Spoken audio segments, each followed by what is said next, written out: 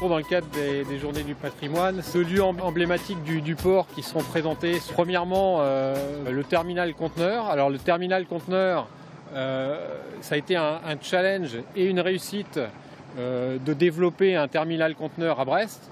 Réussite pourquoi? Parce qu'aujourd'hui, il y a quand même les trois plus grands armateurs mondiaux qui font escale à Brest, en l'occurrence MSC, Maersk et CMA-CGM. Le trafic conteneur s'est développé sur la base de la volaille congelée qui autrefois était faite sous format palette. Donc on a changé de mode de transport en ces 5 dernières années avec l'offre des trois armateurs.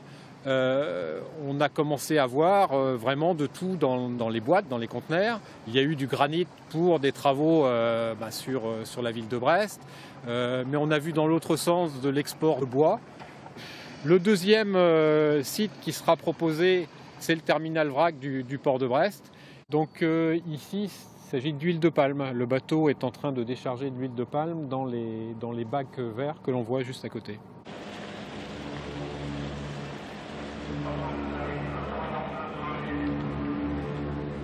Une moyenne, c'est 3-4 bateaux qui sont travaillés au port de Brest chaque jour, mais c'est très diversifié.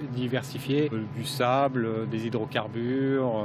Par exemple, vous avez 3 escales conteneurs par semaine, etc. Bon, on va dire que c'est de l'ordre de 3-4 bateaux par jour. Réparation navale et port de commerce, c'est environ 1500-2000 personnes qui fréquentent le port chaque jour.